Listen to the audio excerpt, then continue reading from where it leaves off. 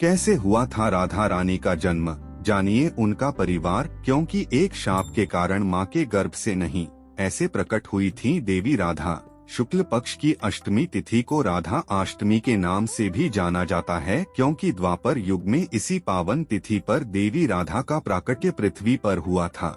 पौराणिक कथाओं के अनुसार भगवान श्री कृष्ण की प्रिया राधा रानी का जन्म माता के गर्भ से नहीं हुआ, बल्कि वह वृषभानु जी की तपोभूमि से प्रकट हुई थी।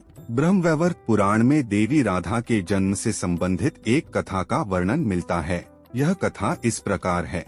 नमस्कार दोस्तों, छोटका बाबा चैनल पर आप सभी का स्वागत है। यदि आप भी हमारी प्यारी श्री राधा के जन्म के रहस्य को जानना चाहते हैं और मैया राधा का आशीर्वाद प्राप्त करना चाहते हैं, तो वीडियो को लाइक और चैनल को सब्सक्राइब जरूर करें और हाँ, कमेंट में जय श्री राधा कृष्ण जरूर लिखे। चलिए शुरू करते हैं।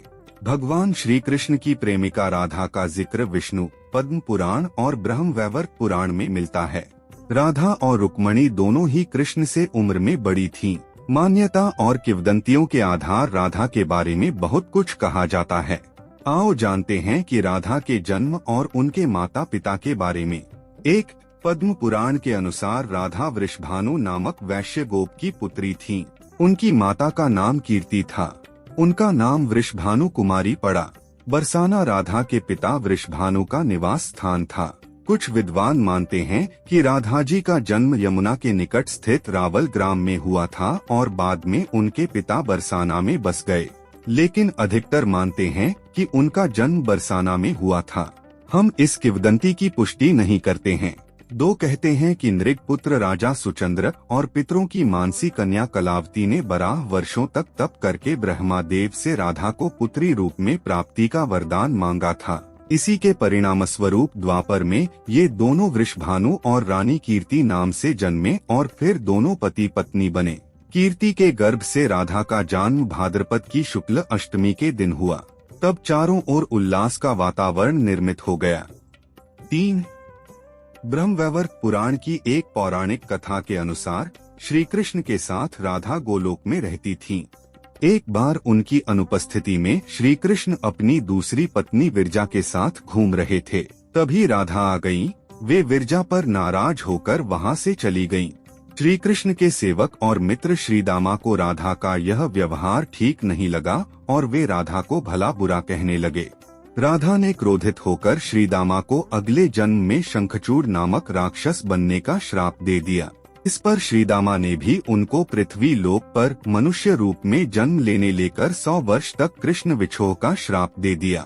राधा को जब श्राप मिला था तब श्री कृष्ण ने उनसे कहा था कि तुम्हारा मनुष्य रूप में जन्म तो होगा, लेकिन तुम सदैव मेरे पास रहोगी। 4, पद्म पुराण में भी एक कथा मिलती है कि श्री वृषभानु जी यज्ञ भूमि साफ कर रहे थे तो उन्हें भूमि कन्या रूप में श्री राधा प्राप्त हुई।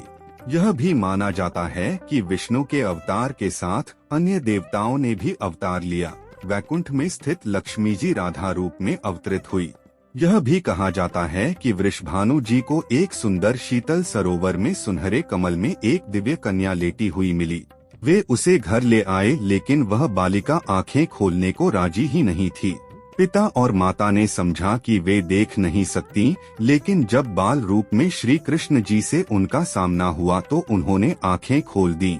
5, ब्रह्मवैवर्त पुराण के प्रकृति खंड 2 के अध्याय 49 के श्लोक 39 और 40 के अनुसार राधा जब बड़ी हुई तो उनके माता पिता ने रायान नामक एक वैश्य के साथ उसका संबंध निश्चित कर दिया।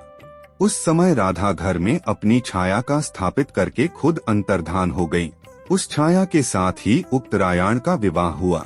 इसी श्लोक में आगे बताया गया है कि भगवान श्री कृष्ण की माता यशोदा का वह रायान सगा भाई था, जो गोलक में कृष्ण का अंश और यहाँ यशोदा के संबंध से उनका मामा था। मतलब यह कि राधा श्री कृष्ण की मामी थी। यदि हम यह माने कि श्री कृष्ण यशोदा के नहीं देवकी के पुत्र थे, तो फिर राधा उनकी मामी नहीं लगती थी। रायान को रापाण अथवा अयन घोष भी कहा जाता था। पिछले जन्म में राधा का पति रायान गोलोक में श्री कृष्ण का अंशभूत गोप था। तो दोस्तों, आज के लिए बस इतना ही। उम्मीद करता हूँ हमारे द्वारा दी गई जानकारी आपको पसंद आई होगी। मित्रों, अगर ये वीडियो पसंद आई हो तो वीडियो को लाइक शेयर जरूर करें और कमेंट करना ना भूलें। दोस्तों, अगर आपने हमारा चैनल सब्सक्राइब नहीं किया है तो सब्सक्राइब जरूर करें। और हाँ, लास्ट तक देखने के लिए धन्यवाद।